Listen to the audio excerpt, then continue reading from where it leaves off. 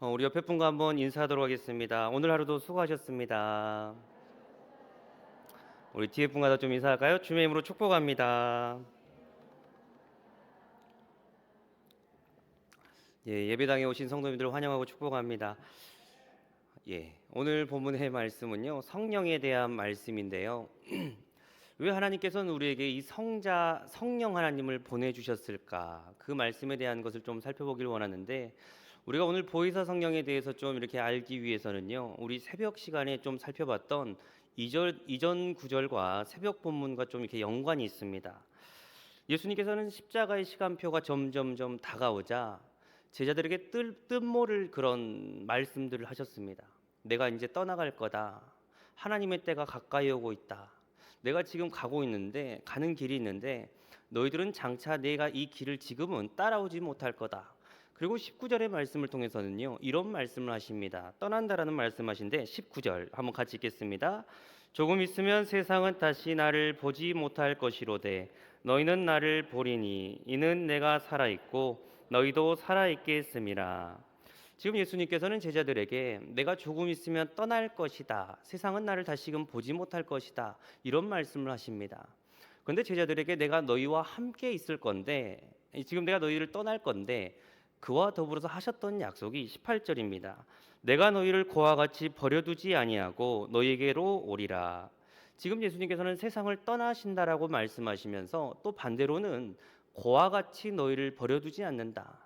떠난 분이 어떻게 같이 있을 수 있을까요? 떠난다는 말과 같이 있는다는 것은 정반대 얘기인데 어떻게 같이 있을까요? 16절이 이렇게 이어집니다. 16절 같이 읽겠습니다. 내가 아버지께 구하겠으니 그가 또 다른 보혜사를 너희에게 주사 영원토록 너희와 함께 있게 하리니. 예수님께서는 지금 오늘 본문의 말씀을 통해서 지금 제자들에게 말씀하십니다. 이 제자들은 예수님에게 어떤 존재였을까요? 또 제자들은 예수님을 어떤 분으로 생각했을까요? 3년의 기간 동안요, 이 예수님이라고 하는 분은 제자들에게 양의 문이셨습니다. 그래서 어떤 순간에도 보호해 주시고 어떤 길이든 이런 선한 목자가 되셔서 그들을 바른 길로 인도하셨습니다. 또 예수님은 이 제자들에게 어떤 분이셨을까요? 생명의 떡이셨습니다. 그들의 영혼을 먹이시고요, 그들의 육을 항상 올바른 길로 인도하셨던 그런 생명의 떡이신 분입니다. 자, 그런데 그런 주님께서 지금 떠난다라고 했었을 때 이 제자들이 어떤 마음을 가질까요? 사실 이게 우리가 말씀을 읽다 보면 잘 와닿지가 않습니다. 예를 들어서 한 교회에서 30년 목회하신 분이 이제 은퇴를 하기 위해서 이제 눈앞에 두고 있습니다. 내가 이 목사님 때문에 신앙을 알게 됐고, 내가 이 목사님 때문에 하나님이 어떤 분이신지를 알게 됐는데, 지금 그 목사님이 은퇴를 한다고 합니다. 성도들 입장에서는 어떤 마음일까요? 이루 말할 수 없는 그런 마음입니다. 지금 제자들의 모습과 이 예수님의 모습이 마찬가지입니다. 떠나는 분도 남는 제자들도 마음의 상태가 똑같다는 겁니다. 그래서 예수님께서 하신 말씀이 뭘까요? 내가 지금 고와 같이 너희를 버려두지 않을 거다. 근데 제자들이 이 얘기를 들으면서 공감은 합니다. 이해는 됩니다. 그런데 마음 한편으로 불편한 마음이 있었습니다. 그들이 이 섭섭했던 마음, 불편한 마음을 오늘 본문을 통해서 이렇게 말씀하는데요. 자, 우리 22절 한번 같이 읽겠습니다. 22절입니다. 가룟시디 아닌 유다가 이르되 주여 어찌하여 자기를 우리에게는 나타내시고 세상에는 아니하려 하시나이까. 예수님의 제자 중에 하나였던 가룟 유다가 아니라 다른 유다가 지금 예수님께 말합니다. 예수님과 함께 있었을 때 이 제자들은 어떤 마음을 가졌을까요? 뭔가 주님과 함께 하다 보니까 주님이 하는 일이 곧 내가 하는 일처럼 느껴집니다. 이런 거를 우리말로는 성취감이라 느낍니다. 분명히 예수님이 하신 것인데 내가 제자이니까 뭔가 내가 한 것처럼, 또 주님께서는 지금 자신들이 기다렸던 그 때를 기다리면서 이제 주님이 진짜 뭔가를 할 것처럼 보이는데 왜 이러한 시기 때 예수님은 세상에게 자신의 모습을 감추려고 하실까? 지금 이런 모습을 보이니까요, 지금 이 유다라는 사람이 뭐라고 합니까? 왜 지금 감추려고 하십니까? 이제 진짜 뭔가를 보여주려고 하시는 것 같은데, 이런 얘기를 하는 것을 보면서 예수님께서 뜻모를 대답을 하십니다. 자, 우리 23절 같이 한번 읽겠습니다. 23절입니다. 예수께서 대답하여 이르시되 사람이 나를 사랑하면 내 말을 지키리니 내 아버지께서 그를 사랑하실 것이요 우리가 그에게로 가서 거처를 그와 함께 하리라. 지금 제자들이 말하는 것은 이런 겁니다. 이제 진짜 주님의 때를 가지고 뭔가 세상에 나타내야 할 때가 아니겠습니까? 질문했습니다. 그럼 예수님께서 뭐 예다 아니면 아니다 이런 거를 말씀하셔야 되는데 23절의 말씀에 보면 전혀 뜻모를 말씀을 하십니다. 너희가 내 말을 지키면 이런 말을 합니다. 아버지께서 그를 사랑하신다. 왜 예수님은 제자들의 이런 질문 가운데 조금 다른 답변을 하실까요? 너희가 지금 주님의 말씀을 지키면 아버지께서 너를 사랑하신다. 먼저 지키다는 게 어떤 의미일까요? 우리가 지키다는 것은 교회 표현으로 좀 바꿔보면 순종이라고 말할 수 있습니다. 하나님의 말씀에 지키는 것, 따라가는 것, 순종하는 것. 그런데요, 이 순종이라는 것을 좀 파생됐던 단어를 살펴보니까요, 경청이라는 단어에서 파생되었습니다. 그러니까 이 말이 뭐냐면 내가 하나님의 말씀을 잘 지키기 위해서는 그 사람의 말을 경청하는 자만이 그 말씀을 따라갈 수 있다는 겁니다. 지금 너희가 하나님의 말씀을 지키고 경청하고 순종하면 하나님께서 너희를 사랑할 것이다. 이런 말씀을 하시는데 이와 더불어서 이런 구절이 이어집니다. 23절 하반절인데요. 우리가 그의 거처를 그와 함께 하신다 이런 말씀을 하십니다. 말하자면 하나님의 뜻을 따라가는 자, 하나님의 말씀을 경청하는 자, 하나님의 말씀을 지키려고 하는 자를 하나님께서 사랑하실 뿐만 아니라 그 사랑하는 자에게 뭐를 하신다는 겁니까? 그의 삶 가운데 하나님의 거처를 그 삶을 통해서 이루어 가신다는 겁니다. 이 말씀을 잘 생각해 보면 내 인생은 어떤 인생인가 생각해 봅니다. 내가 주인 되는 인생, 누군가 이끌려가는 인생. 그런데 오늘 본문의 말씀은 뭘 얘기하냐? 너희가 하나님의 말씀을 지키고 경청하고 따라가면 너의 인생이 하나님의 거처가 된다는 겁니다. 우리의 삶을 통해서요, 내 인생이 진정 성전이 되는 인생, 하나님의 거처 삼으시는 인생, 그러한 인생 되시기를 주님의 이름으로 축원합니다. 이 하나님의 거처가 된다는 것은 그 말씀을 지켜 따라가는 자에게 임한답니다. 그리고 이어지는 구절이 25절과 26절입니다. 우리 한번 같이 읽겠습니다. 25절, 26절. 내가 아직 너희와 함께 있어서 이 말을 너희에게 하였거니와.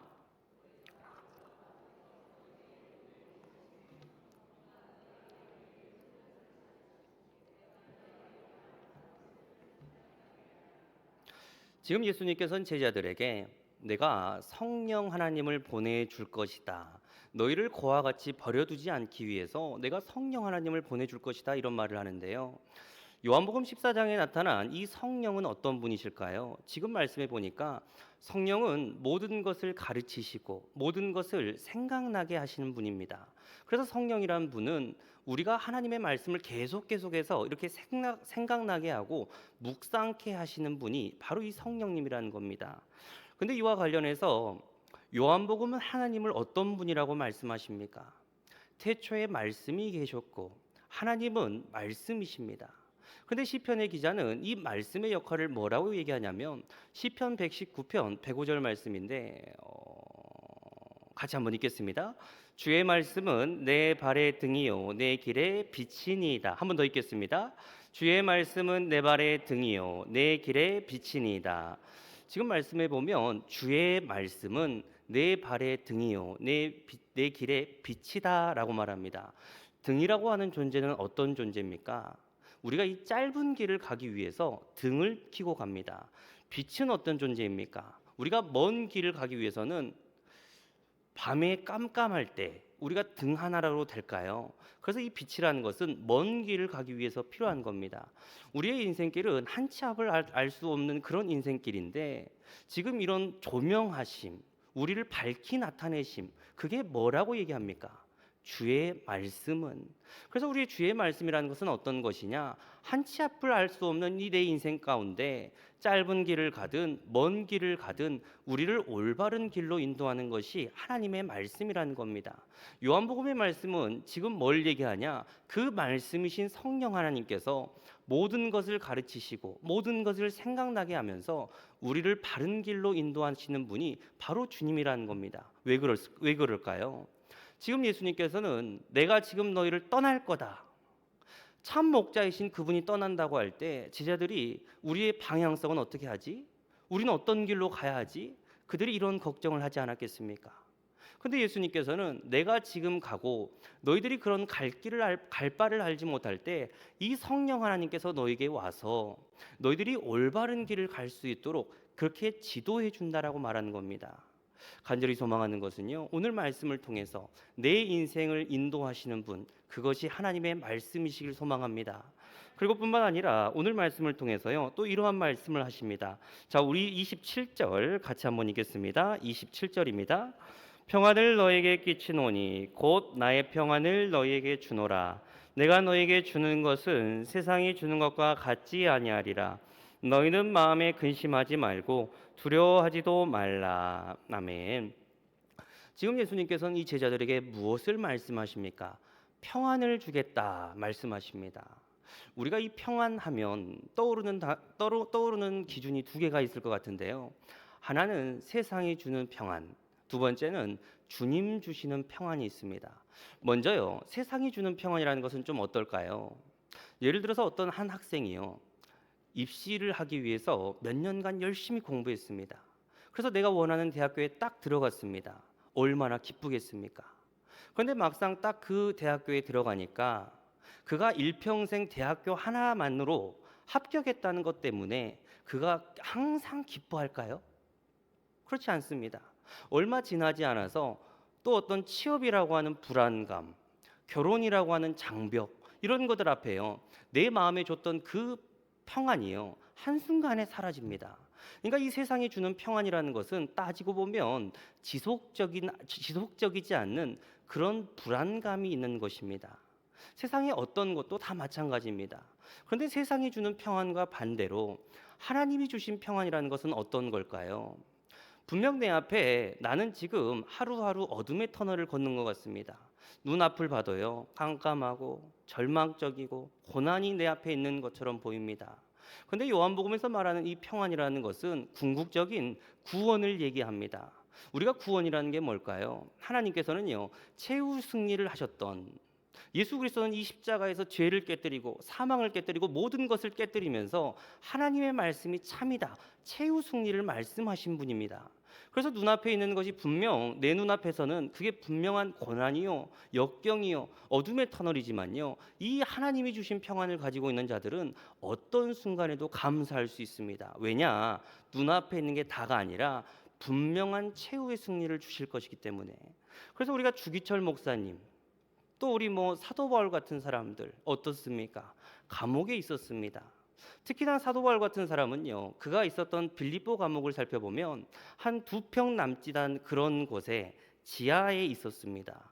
거기서 어떨 때는 10명, 어떨 때는 20명, 또 그가 더울 때 추울 때 대소변을 마음대로 할 수 있었을까요? 말 그대로 그 빌립보 감옥이라는 것은 지옥 중의 지옥입니다. 그런데 그가 썼던 말씀을 보면 어떤 얘기를 합니까?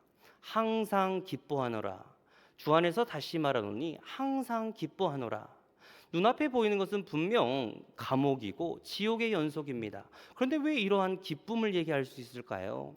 세상이 주는 평안이 아닌 하나님이 주신 평안은 최후 승리가 보장되어 있기 때문입니다. 우리가 잘 아는 손양원 목사님도 그렇습니다. 제가 예전에 2년간 이 애양원교회에서 좀 교회를 섬겼던 적이 있는데, 그 손양원 목사님에 대한 일화가 이렇습니다. 하루아침에 두 아들을 잃었습니다. 동인동신이라고 하는 아들. 하루아침에 그 당시 이 동인동신이라는 분이 기독교 청년 회장이었는데요, 하루아침에 예수 그리스도를 전한다는 이유로 그 사람에게 총살을 당하게 됩니다. 손양원 목사님이 그 얘기를 듣고 나서 얼마나 망연자실했을까요? 그런데 우리가 잘 아는 이 손양원 목사님을 통한 10가지 감사의 기도의 제목이 있습니다. 우리가 말하는 이 10가지 감사의 기도 제목이라는 것은 그냥 막 쓴 게 아니라요. 아들을 잃었는데 장례식에 그 당시 애양원교회에 나병 환자가 한 1000명에서 1500명 됐다고 합니다.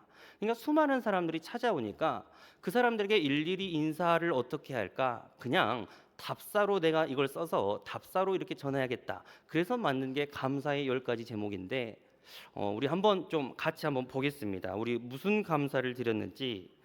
아들을 잃고 나서요. 이런 감사를 드렸습니다. 제가 하나 하면 뒤에 거 좀 읽어 주시기 바랍니다. 첫 번째,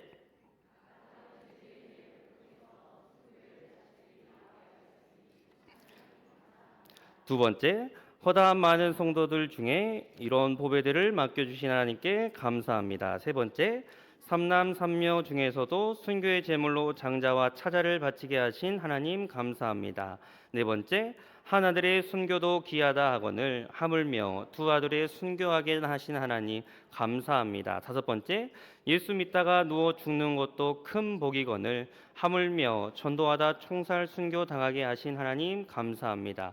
여섯 번째, 미국 유학 가려고 준비하던 내 아들 미국보다 더 좋은 천국에 갔으니 감사합니다. 일곱 번째, 나의 사랑하는 두 아들을 총살한 원수를 해결시켜 내 아들을 삼고자 하는 사랑의 마음을 주신 하나님 감사합니다. 여덟 번째, 두 아들의 순교로 말미암아 무수한 천국의 아들들이 생기게 하시니 감사합니다. 아홉 번째, 이 같은 역경의 성 중에서도 이상 감사의 조건을 찾게 하신 하나님 감사합니다. 열 번째, 이렇게 과분한 축복을 주시니 감사합니다. 아멘. 우리는 보통 어떤 순간에 감사라는 걸 하나요? 내가 평상시 감사할 때 감사의 조건들, 어떤 조건들이 생길 때 감사하십니까? 자녀가 좋은 대학교에 가고, 자녀가 결혼 생활하고, 뭔가 승진하고 좋은 일들이 발생했었을 때 우리는 감사합니다. 그런데 지금 이 손양원 목사님이 하셨던 그 감사는요, 두 아들을 죽였습니다. 두 아들이 지금 순교당했습니다. 그럼에도 불구하고 그가 지금 세상이 주는 평안이었으면요, 하루아침에 자신의 인생이 절벽처럼 떨어져서 나도 죽을 거야, 나도 술 먹다가 나도 금방 아들을 따라갈 거야, 이렇게 하면서 그 인생이 끝났을 인생이지만요, 지금 그는 감사의 조건을 찾았습니다. 그래서 우리가 말씀해 보면 이런 말씀이 있습니다. 하나님이 지으신 모든 것이 선함에 감사함으로 나아가면 하나님의 말씀과 기도로 거룩해진다라는 말씀이 있습니다. 하나님이 지으신 모든 것이 선하기 때문에 그것을 감사로 이렇게 받으면 그것을 통해서 거룩해진다. 왜 감사할 수 있을까요? 결국은 하나님께서 최후의 승리를 주시기 때문입니다. 그래서 우리가 지금 이 시대를 살아가면서요, 한치 앞을 내다볼 수 없는 이 시대 가운데 우리가 감사의 조건이 별로 없는 것 같습니다. 어디를 봐나, 옆에 사람을 보나 원망, 불평. 근데 나도 모르게 그 사람들의 얘기를 듣다 보면 나도 그런 거에 흡수되는 일들이 많지만요, 우리가 하나님이 주신 평안이 있는 자들은 어떤 순간에도 감사할 수 있다는 겁니다. 하나님께서 승리를 주시기 때문에 간절히 소망하는 것은 이 감사가 우리의 감사 되시기를 소망합니다. 그래서 그 말씀 다음에 이런 말씀이 이어집니다. 마음속에 근심하지 말라, 두려워하지 말라. 여기서 근심이라고 번역된 헬라어 단어는요, 요동친다는 겁니다. 그리고 지금 여기서 두려워하지 말라는 것은 겁에 질려 있다는 겁니다. 지금 제자들의 상태가 어떻습니까? 주님이 떠난다고 하시니까 지금 마음이 막 요동칩니다. 주님이 안 계시면 우리는 어떻게 하지? 내 존재 자체가 어떻게 될 수 없는 것 같은데 그들의 존재가 불안해 보이니까요, 막 겁이 듭니다. 그런데 주님께서 이런 두려워하고 있는 사람들, 겁내고 있는 사람들에게 뭐라고 말씀하시냐? 내가 너희에게 평안을 줄 것이다. 지금 우리가 잘 생각해 보면 지금 주님께서는요, 이 말씀을 하시고 나서 얼마 지나지 않아 떠나게 됩니다. 근데 제자들에게 너희들이 지금 나를 따라온다고 하면 내가 너희들에게 무병장수해 줄게, 만사가 형통하게 해 줄게, 이런 약속을 하시는 것이 아니라 내가 지금 너희를 떠날 건데 그 떠나는 사람에게 가장 좋은 게 뭘까 생각해 봤더니 그것은 하나님이 주시는 평안이라는 겁니다. 그래서 지금 너희들에게 두려워하고 있는 너희들, 근심 걱정하고 있는 너희들에게 가장 필요한 게 뭘까? 이 평안을 너희에게 줄게 얘기하는 겁니다. 그래서 이 제자들이 이 평안을 지금 얻는다는 겁니다. 우리가 이 시대 가운데 참 불안하죠. 참 국제사회의 문제들, 참 어떤 지도자가 없는 이 사회 가운데 세상이 주는 것은 우리에게 평안을 줄 수 없습니다. 우리가 이 저녁 시간에 뭘 기도해야 될까요? 이 제자들에게 주신다고 하셨던 그 평안을 우리가 정말 공급받는다고 한다면 우리는 언제나 하나님 때문에 감사할 수 있습니다. 그래서 이 저녁 가운데요, 주님 이 평안을 우리에게 허락하시옵소서 정말 기도했으면 좋겠고요. 그리고 이 말씀이 이렇게 이어집니다. 우리 28절 같이 한번 읽겠습니다. 28절입니다. 내가 갔다가 너희에게로 온다는 말을 너희가 들었나니 나를 사랑하였노라면 아버지는 나보다 크심이라. 지금 예수님께서는 제자들에게 말씀하십니다. 너희가 나를 사랑하면 내가 가는 것을 너희도 기뻐해야 한다. 내가 지금 간다고 했었을 때 너희가 슬퍼할 게 아니라 너희가 기뻐해야 된다라고 말합니다. 왜 그럴까요? 주님께서 이 땅에 오신 목적이 뭡니까? 우리가 생각했었을 때 예수님께서 이 땅에 오신 목적 잘 압니다. 주님께서는 이 땅에 오셔서요, 부동산, 뭐 주차장, 건물 이런 것에 단 한 번도 관심이 없었습니다. 주님의 관심은 오로지 한 영혼을 구원하는 것. 그래서 그분은 그 말씀대로 오셔서 한 영혼을 사랑하셨고요. 예수님께서 주셨던 그 사명을 감수하고 감내하며 그런 것들이 여정의 길이 고난이요 역경처럼 보이지만 그것을 자신의 영광으로 삼았습니다. 그리고 하나님의 때가 되었을 때 내가 이제는 하나님의 뜻에 따라 그것을 하나님 앞에 가서 내가 이것을 지금 보고 드리려고 하는데 너희들이 그 모습을 봤었을 때 기뻐해야 되지 않겠냐 얘기합니다. 왜 이런 얘기를 할까요? 지금 주님께서는 떠나시고 나서 이 제자들도 마찬가지로 주님을 따르다 보면 세상이 말하는 일들 때문에 세상의 수많은 것들 때문에 그들도 믿음의 역경들과 그런 일들이 얼마나 많을지 모릅니다. 그런데 먼저 보여주시는 겁니다. 내가 먼저 이 사명 감당하는 모습 그것을 내가 너희에게 보여줄 테니 너희도 따라오느라는 겁니다. 그러면서 이어지는 구절은 아버지는 나보다 크심이라 이런 단어가 나옵니다. 아버지는 나보다 크심이라. 이 아버지가 크시다는 게 의미가 뭘까요? 예수님이라고 해서 하나님께서 만드신 아들에 의해서 하나님께서 만드신 인간에 의해서 지금 죽임을 당해야 된다는 그 사실이 이 예수님도 이해가 갔겠습니까? 내가 지금 3년간 제자들을 위해서 그렇게 몸소 어떤 본을 보여줬는데 그 제자들이 자신을 떠난다고 했었을 때 그 모든 상황이 이 예수님도 이해가 갔었을까요? 이해가 가지 않았을 겁니다. 그런데 아버지가 나보다 크시다는 것은 내 지금 눈앞에 있는 상황, 내 눈앞에 있는 환경이 다 이해가 되지 않는 상황이지만 내가 믿는 하나님이란 분은 어떤 겁니까? 나의 생각보다 크시고 나의 문제보다 크시고 나의 역경보다 크신 분이기 때문에 그분은 반드시 이 뜻을 통해서 당신의 뜻을 이뤄갈 뿐만 아니라 이 일들을 통해서 하나님의 의를 드러내는 분이시기 때문에 내가 지금 그 일을 따라간다는 겁니다. 예수님의 믿음이라는 것은 다 이해되지 않고 다 납득이 되지 않지만 하나님 앞에 모든 것을 맡기는 믿음입니다. 내가 지금 주님 앞에 맡기는 것처럼 너희도 맡기는 신앙으로 살아라. 그리고 이 제자들에게 마지막 당부를 이렇게 전달합니다. 29절에서 31절의 말씀인데요. 우리 같이 한번 읽겠습니다. 29절에서 31절입니다. 이제 일이 일어나기 전에 너에게 말한 것은 일이 일어날 때에 너희로 믿게 하려 함이라. 이후에는 내가 너희와 말을 많이 하지 아니하리니 이 세상의 임금이 오겠음이라. 오직 내가 아버지를 사랑한 것과 아버지께서 명령하신 대로 행한 것을 세상이 알게 하려 함이로라. 일어나라 여기를 떠나자 하시니라. 마지막 말씀에 보면 지금 예수님께서는요, 제자들이 3년간 예수님을 따라다녔지만 주님께서 하셨던 이 얘기를요 끝까지 알지 못했습니다. 예수님 입장에서 얼마나 답답했을까요? 내가 지금 십자가를 위해서 떠날 거다. 내가 한 영혼을 위해서 구원하러 왔다. 나는 저 양들을 구원하기 위해 왔다. 이런 말씀을 얼마나 많이 하셨습니까? 그런데 이제 정작 때가 됐었을 때 내가 간다라고 하는데 제자들은 아직도 주님께서 왜 때를 나타내시지 않습니까? 이 세상 가운데 우리의 욕망을 충족해 줘야죠. 막 이런 얘기만 하는 겁니다. 근데 예수님께서 그들에게 너 왜 그렇게 모르냐? 너 왜 그렇게 막 좀 이렇게 우둔한 거야? 그렇게 책망하시는 것이 아니라 야, 지금 너희들 그거 모를 수도 있어. 그런데 때가 되면 밝히 알게 될 거야. 그들을 오히려 독려하십니다. 그러면서 어떤 얘기를 하십니까? 세상 임금이 나를 지금 치러 이제 올 것이다.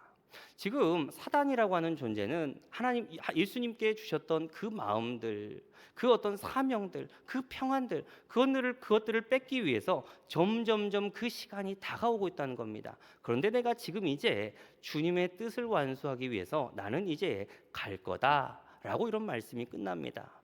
그래서 오늘 말씀을 종합해 보면 이런 겁니다.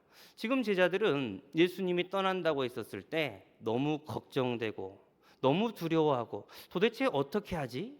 나는 어떤 길을 가야 되지? 그들이 이런 두려움 가운데 있었습니다. 그런데 예수님께서는 그 제자들을 고아와 같이 버려두시지 않으면서 주신다고 하신 것이 바로 이 보혜사 성령님입니다. 이 보혜사 성령이란 분은 어떤 분이신가요? 오늘 말씀해 보니 말씀이신 하나님, 성령 하나님께서는 모든 것을 가르치시고 모든 것을 생각나게 하시면서 갈 바를 알지 못하는 그들에게 너희가 갈 길을 알려줄 거야 말씀하시는 분이 이 성령님이십니다. 그리고 예수님께서는 이와 더불어 뭐라고 말씀하십니까? 두려워하고 있는 사람들, 걱정하고 있는 사람들, 주님을 따른다라고 얘기하지만 아직도 뭔가를 모르는 그들에게 야, 너희들에게 평안을 줄게 말씀하십니다.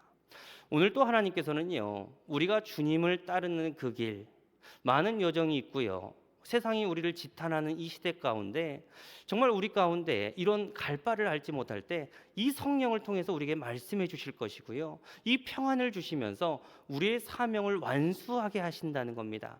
간절히 소망하는 것은 우리가 다른 것에 귀 기울이는 것이 아니라 이 성령의 조명하심, 이 말씀을 따라가면서 정말 하나님께서 우리에게 주신 이 인생을 말씀대로 따라가는 저와 여러분 되시기를 주의 이름으로 축원합니다.